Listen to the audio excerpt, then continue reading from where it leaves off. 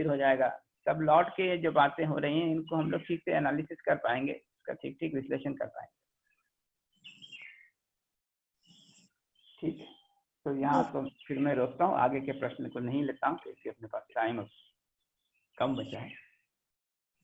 तो मैं अभ्यास के संदर्भ में बात करता हूँ। पहले जो 3 स्टेप की बात अभी तक हम लोगों ने की है, अब मैं ऐसा मानता हूँ कि जितने लोग यहाँ पर उपस्थित हैं वो सब पहले 2 दिन तो थे ही, ताकि जो बैकग्राउंड की जितनी बातें हैं उसको मैं बहुत संक्षिप्त करके कह सकता हूँ और सीधा सीधा 7 स्टेप के बारे में बात कर सकता हूँ। तो बैकग्राउंड में एक तो हम लोगों ने ये कहा कि हमारा लक्ष्य इस अभ्यास को करने का, प्रैक्टिस को, एक्सरसाइज को करने का ये है कि अंततः तो हम निरंतर सुखपूर्वक जी सकें, ये हमारा लक्ष्य। उसके संदर्भ में ये देखा कि जब भी हम जीने जाते हैं तो जिन चीजों के साथ जी रहे हैं उसको समझना जरूरी है। जैसे अपने को समझना जरूरी है, दूसरे मनुष्य के साथ जी रहे हैं तो दूसरे मनुष्य को समझना जरूरी है, पेड़ पौधों के साथ जी रहे हैं तो पेड़ पौधों को समझना जरूरी है। और ऐसा ये देखा फाइनली हम लोगों ने कि पूरे अस्तित्व को समझना जरूरी है, क्योंकि हमारे जीने का फैलाव पूरे अस्तित्व तक है। तो दूसरी बात ये कही, पहली बात ये कही कि हम चाहते हैं निरंतर सुखपूर्वक जीना, उसी के अर्थ में हम ये एक्सरसाइज करते हैं। दूसरी बात ये कही कि सही जीने जाएं तो उसके लिए आवश्यक है कि हम सही समझें, जिन चीजों के साथ भी हम जी रहे हैं उन सबको समझना जरूरी है। और चूंकि हमारा जीने का फैलाव पूरे अस्तित्व तक है, इसलिए पूरे अस्तित्व तक को समझना जरूरी है। ये दूसरी महत्वपूर्ण बात कही थी हम लोगों ने। तीसरी महत्वपूर्ण बात ये कही कि पूरे अस्तित्व को देखें तो अस्तित्व का जो पूरा बनावट दिखता है उसमें 2 वास्तविकताएं दिखती हैं, एक तो इकाई दिखती है और दूसरा शून्य दिखाई पड़ता है। शून्य में संप्रयुक्त इकाइयां दिखाई पड़ती है, यूनिट्स सबमर्ज्ड इन स्पेस ऐसा दिखाई पड़ता है। यूनिट्स को थोड़ा फैला कर देखते हैं तो 2 तरह के ब्रॉडली यूनिट्स दिखाई पड़ती हैं। एक को कहा है जड़ इकाई मेटीरियल यूनिट, दूसरे को कहा है चैतन्य इकाई कॉन्शियसनेस यूनिट। ये 2 तरह की यूनिट दिखती हैं, जड़ और चैतन्य, मेटीरियल एंड कॉन्शियसनेस। तो इतने को अगर देखेंगे तो 3 तरह के बेसिक रियलिटीज हमको दिखाई पड़ती है। एक तो मेटेरियल यूनिट्स के रूप में, एक कॉन्शियसनेस यूनिट के रूप में, और एक कोएग्जिस्टेंस के रूप में कहें, या उसका कंपोनेंट पर ध्यान देंगे तो व्यापक वस्तु के रूप में, शून्य के रूप में दिखाई पड़ती। तो ये तीसरी महत्वपूर्ण बात है कि पूरा अस्तित्व जो है वो अस्तित्व के रूप में है, और अस्तित्व को देखें तो जड़ और चैतन्य इकाइयों का व्यापक में रहना, शून्य में रहना, संतृप्त रहना, इस रूप में है। ये तीसरी महत्वपूर्ण बात है। इसके आधार पर जो निष्कर्ष निकलता है ना, वो यह है कि चूंकि अस्तित्व का फैलाव इतना है ना, इन 3 वास्तविकता के रूप में हम लोग देख सकते हैं, इसलिए समझने का जो मुद्दा है वो इतना है कि मेटेरियल यूनिट्स को समझना है, कॉन्शियसनेस यूनिट को समझना है और अस्तित्व को समझना है। तो अस्तित्व को जब समझने जाते हैं तो उसमें व्यापक वस्तु को समझना है, शून्य को समझना है, स्पेस को समझना है। तो ये तीसरी महत्वपूर्ण बात है जो हम लोगों ने किया। फिर ये कहा कि जब हम समझने जा रहे हैं इनको तो क्या क्रम होगा, मेटेरियल यूनिट्स को समझने से शुरू करेंगे या कॉन्शियसनेस यूनिट्स को समझने से शुरू करेंगे। तो ये निकला कि भाई कॉन्शियसनेस यूनिट से शुरू करें, क्योंकि ये जो देखने वाला, समझने वाला है वो कॉन्शियसनेस यूनिट ही है, मैं ही हूँ, सेल्फ ही है। तो चौथी महत्वपूर्ण बात ये कही हम लोगों ने कि देखने वाला, समझने वाला मैं है, आवश्यकता अनुसार शरीर का साधन की तरह प्रयोग करता है।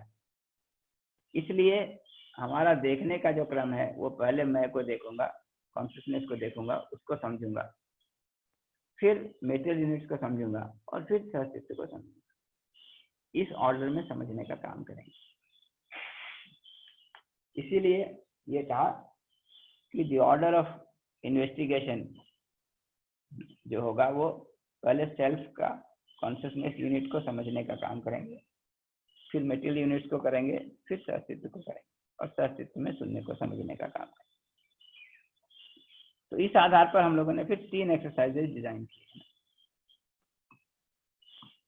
तो एक्सरसाइज 1 में जो है हम लोगों ने सेल्फ के द्वारा सेल्फ को समझने का काम करेंगे, ऐसा बताया।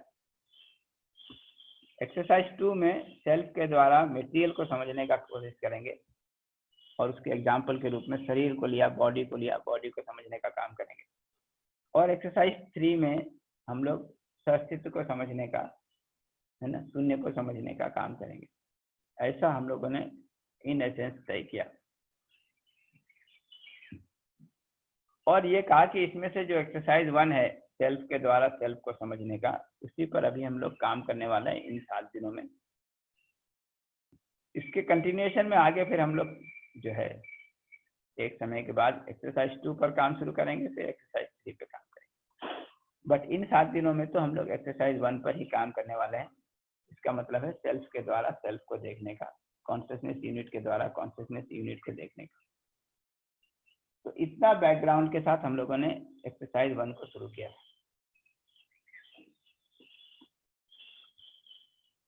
Observing the self by the self, ये बात कही। इस पर हम लोगों ने 2 मतलब बातें ध्यान दिलाई थी कि जो भी बात हम लोग यहाँ पे कह रहे हैं या जो भी इस प्रोसेस की बात कर रहे हैं अपने द्वारा अपने को देखने का, इसके बारे आप लोग ये ना माने कि यही एक तरीका है देखने का, और जो स्टेप्स की बात हो रहे हैं उतने ही स्टेप्स उसमें होंगे। आप इसी रूप में इसको लें कि ये भी देखने का एक तरीका है और इसमें ये 7 स्टेप से हमारी स्थिति परिस्थिति के आधार पर हम इस काम को कर सकते हैं। तो एक तो तरीके और हो सकते हैं और दूसरा इस स्टेप में भी, इस तरीके में भी स्टेप्स कम ज़्यादा हो सकते हैं। इसको हमेशा अपने को खुला रखें, ये बहुत ज़रूरी है। और इसको बार बार हम लोग को इसलिए इंगित करना पड़ता है क्योंकि हमारे अभ्यास है मान लेने का और मानकर उसके प्रति रिजिड हो जाने का।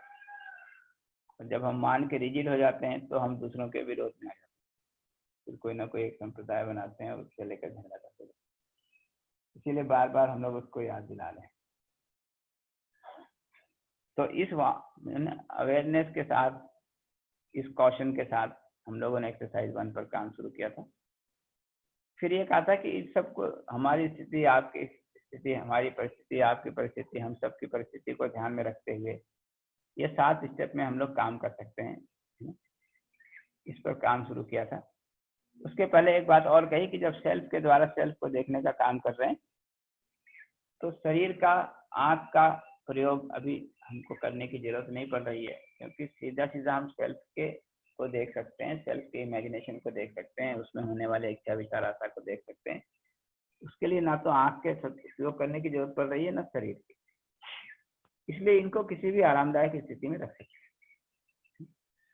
तो आँख को आरामदायक स्थिति में रखेंगे, शरीर को भी आरामदायक स्थिति में रखेंगे और अपने द्वारा अपने पर ध्यान देने का काम शुरू। तो इसके साथ ये 7 स्टेप्स की बात हम लोगों ने करनी शुरू की थी। अभी तक हम लोगों ने पहले 3 स्टेप में बात किया है। उन 3 स्टेप को मैं बहुत ब्रीफली इंगित कर देता हूँ और फिर चौथे स्टेप पर बात शुरू करता हूँ। तो पहला स्टेप बहुत ही सिंपल है लेकिन बहुत इंपॉर्टेंट है।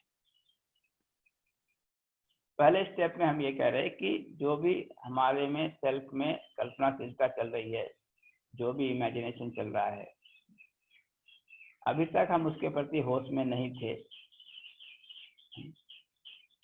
अब हमको उसके प्रति होश में रहना है, उसके प्रति जागरूक रहना है, उसके प्रति अवेयर रहना है, उसके प्रति ऑब्जर्वेंट रहना है, उसके प्रति माइंडफुल रहना है और इस काम को हर क्षण करना है।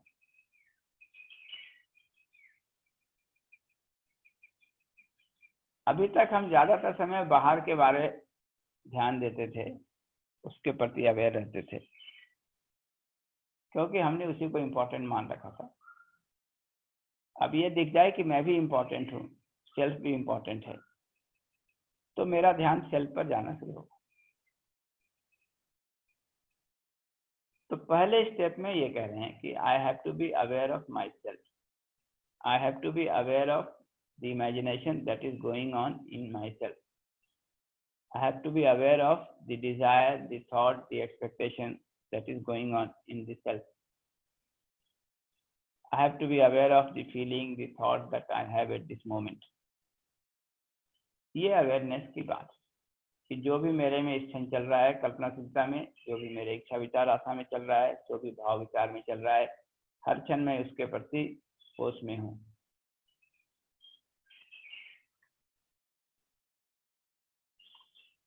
तो बहुत छोटे शब्द में कहेंगे तो अपनी कल्पनाशीलता के प्रति हर क्षण हम होश में हैं, एक भी क्षण बेहोशी में न गुजरे, हर क्षण हमारा होश बना रहे, हर क्षण हमारा अवेयरनेस बना रहे। और बारीकी में जाएंगे तो कल्पनाशीलता को जब देख रहे हैं तो उसमें इच्छा विचार आशा इनको अलग अलग हम देख सकें, और इसमें भी कम से कम इच्छा को देख सकें, फीलिंग को देख सकें, क्योंकि वो बेस में है हमारे सारे विचार और आशा। तो इच्छा को फीलिंग को देख सकें हर क्षण, ये काम हमको स्टेप 1 में करना है। लेकिन अगर अभी फीलिंग को नहीं देख पा रहे हैं तो कोई हड़बड़ी करने की जरूरत नहीं। जो भी कल्पनाशीलता में आप देख पा रहे हैं, जो भी चल रहा है उसको देखना है। अगर विचार को देख पा रहे हैं तो विचार को देख लें, आशा को देख पा रहे हैं तो आशा को देख लें। लेकिन अपने को स्पष्ट रहे कि हमको पूरी कल्पनाशीलता को देखना है, और कल्पनाशीलता के बेस में जो है कोई ना कोई इच्छा, कोई ना कोई फीलिंग है, उसको देखना है। और इस काम को हमको हर क्षण करना है। तो एक बात हम लोगों ने स्टेप 1 के संदर्भ में ये कहा। इसके संदर्भ में 2 बातें कही थी कि क्या नहीं करना है, क्योंकि होता ये कि हम कुछ करना शुरू करते हैं तो बहुत सारी चीजें करने लग जाते हैं जो नहीं करना है उसको भी। तो स्टेप 1 में 2 बातें नहीं करनी है। एक तो ये कि जब हम देख रहे हैं तो उसके प्रति कोई प्रतिक्रिया नहीं करनी है, ये एक महत्वपूर्ण बात है। और ये बात पूरे 7 स्टेप में लागू होती है कि जब भी हम कोई काम कर रहे हैं किसी पार्टिकुलर स्टेप में, उसमें जो करना है उसको करें, लेकिन प्रतिक्रिया ना करें। प्रतिक्रिया का मतलब क्या है वो मैं बता देता हूँ। अभी हमको कोई चीज अच्छी लगती है तो हम उसको बनाए रखने की कोशिश करते हैं, उसके लिए दबाव बनाते हैं अपने को। कोई चीज अच्छी नहीं लगती है उसको हटाना चाहते हैं, उसके लिए दबाव बनाते हैं। ये दोनों ही प्रतिक्रिया है। तो ऐसा ना करें, देख लें। अगर देखना ही का काम है उस स्टेप में तो सिर्फ देखने का काम करें। अगले स्टेप में अगर देखने के साथ मूल्यांकन करने का काम है तो मूल्यांकन करें। लेकिन जो भी चल रहा है, जैसा भी चल रहा है, उसके साथ कोई जोर जबरदस्ती ना करें। ना तो उसको बनाए रखने के लिए जोर जबरदस्ती करें, ना हटाने के लिए जोर जबरदस्ती करें। क्योंकि जैसे ही आप एनफोर्समेंट की सोचते हैं वैसे ही आपका जो फीलिंग है वो विरोध की फीलिंग आ जाती है, उस स्थिति के प्रति अपोजिशन की फीलिंग आ जाती है। ये जो अपोजिशन की फीलिंग आ गई है वो आपके लिए दुखकारी है। इसलिए कोई प्रतिक्रिया हमको नहीं करनी है, कोई रिएक्शन नहीं करना है। स्टेप 1 में तो सिंपल काम है कि जो भी चल रहा है उसको देखना है। इतना ही कि अभी तक उसके प्रति बेहोश थे, अब उसके प्रति होश में आ जाए। स्टेप 1 में ना तो उसका इवैल्यूएशन करना है कि वो सही है कि गलत है, ना ही उस पर कोई रिएक्शन करना है। इतना काम स्टेप 1 में होना है। एक बार हम अवेयर होने लगे, हमको दिखने लगा कि क्या मेरी कल्पनाशीलता में चल रहा है, क्या मेरे में भाव विचार चल रहा है, क्या फीलिंग्स चल रही हैं। अब अगला स्टेप में हम ये प्रश्न पूछेंगे कि ये जो भाव मेरे में इस क्षण है, ये भाव मेरे को सहज स्वीकार है कि नहीं। इस भाव की मैं निरंतरता चाहता हूं कि नहीं।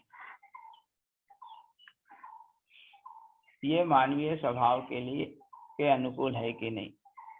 ये 3 प्रश्न हम लोग पूछ रहे थे। अब उसको अगर बहुत छोटा करके पूछेंगे तो इतना ये कि ये भाव मेरे लिए सहज है या असहज। अगर सहज स्वीकार है तो सहज है, अगर सहज स्वीकार नहीं है तो सहज नहीं है।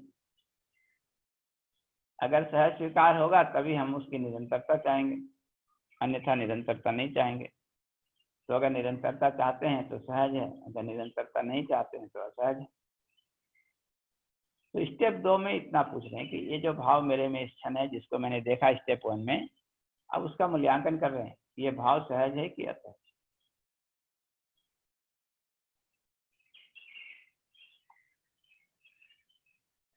एक बार ये दिखने लगे कि ये भाव मेरे लिए सहज है कि असहज है, तब तीसरे स्टेप में एक और मूल्यांकन कर रहे हैं। मूल्यांकन ये है कि इस क्षण मेरे में जो भाव है वो मेरे लिए सुखद है कि दुखद।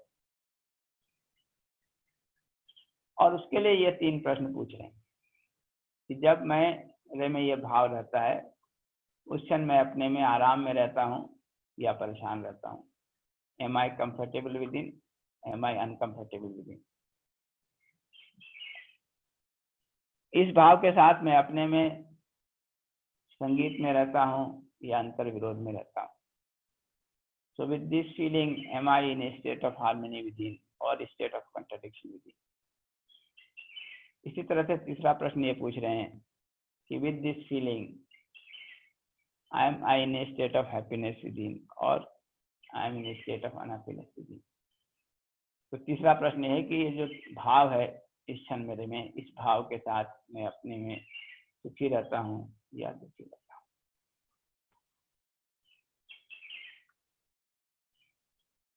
तो 3 प्रश्न पूछ रहे हैं। एक तो ये कि मैं आराम में रहता हूँ या परेशान रहता हूँ इस भाव के साथ, संगीत में रहता हूँ या अंतर विरोध में रहता हूँ, सुखी रहता हूँ या दुखी रहता हूँ। So am I in a state of comfortable within or uncomfortable within? Am I in a state of harmony within or contradiction within? Am I in a state of happiness within or unhappiness within? इन सब को जोड़ कर देखते हैं तो उसका एक मतलब निकलता है कि इस भाव के साथ मैं अपने में सुखी हूँ या दुखी हूँ। उसी को दूसरे शब्दों में हम लोगों ने कहा कि यह भाव सुखद है या दुखद है। So whether this feeling in me lead to a state of harmony and happiness within, or it leads to a state of disharmony, contradiction and unhappiness within. इसको हर क्षण मेरे में जो भाव आ रहा है उसके संदर्भ में जांच कर देखें। तो स्टेप 1 में ये देखना है कि क्या भाव चल रहा है। स्टेप 2 में ये पूछना है कि यह भाव सहज है कि असहज है। स्टेप 3 में ये पूछना है कि यह भाव सुखद है कि दुखद है। इतना सिंपल काम है जो पहले 3 स्टेप की हम लोगों ने बात की।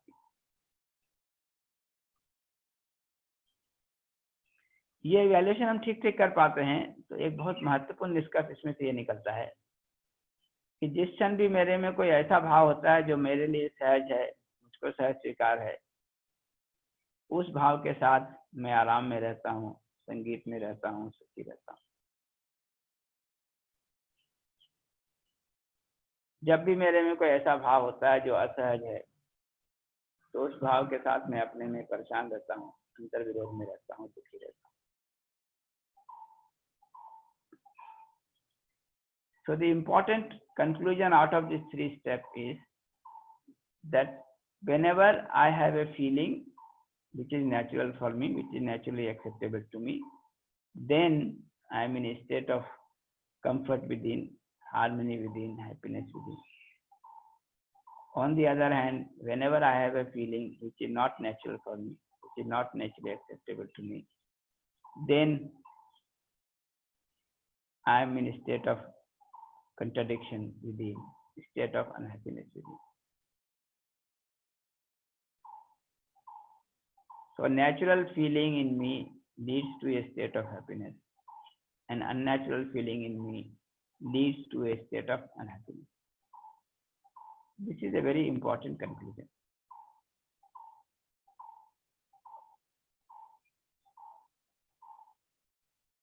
this is what we have been doing till now in last 3 steps. Now, if I am able to see this, which I have just mentioned, that state of, when I have a feeling which is natural for me, naturally acceptable to me, it leads to a state of happiness within. If I have a feeling which is not natural, not naturally acceptable, then I am in a state of unhappiness within. If I can see this, right, and if you remember the question that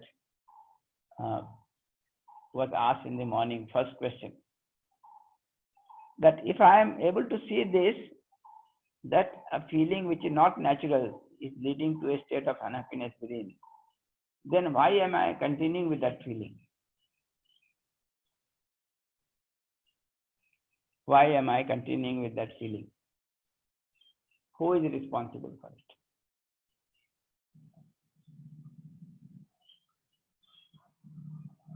Who is responsible for it? So that is the question we are asking now. In step 4, we are essentially asking this question to ourselves, that if there is a feeling in me at this moment of time, right, who is responsible for it? Who has taken the decision about this feeling? Whether it is natural or unnatural, whether it is leading to a state of happiness or unhappiness, who is taking decision regarding this feeling that is there in me at this moment of time? This is what we want to investigate in step 4. And it is a very, very important investigation. So in a sense, what I am asking to myself is that at this moment of time, I have some feeling which may be natural or unnatural. It may lead to happiness or unhappiness. But who is taking the decision regarding this feeling? Who is deciding for this feeling? Or who decided for this feeling? The feeling that I have at this moment of time. So we are saying there are 3 possibilities. One is some external physical condition is responsible for it. That physical condition is taking the decision. Second, some other person is responsible. He is taking the decision. For example, if somebody misbehaves with me, then he is responsible for the feeling of opposition that I have for him.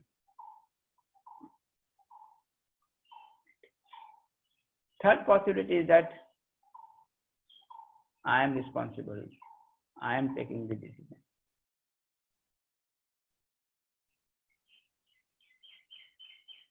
So now I have to ask this question to myself, that the feeling that I have at this moment, who is responsible, who is taking decision, who is deciding? The external physical condition or other human being or I myself?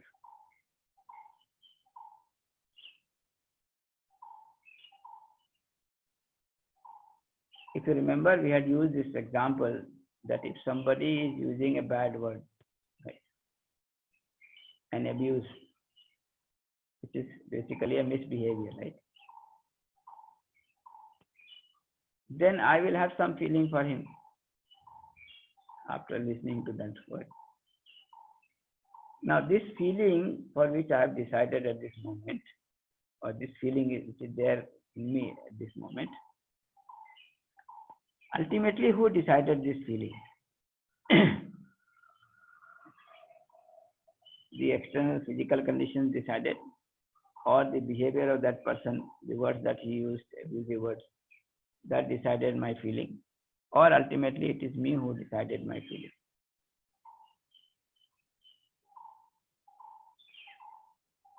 This is the question we are asking to ourselves.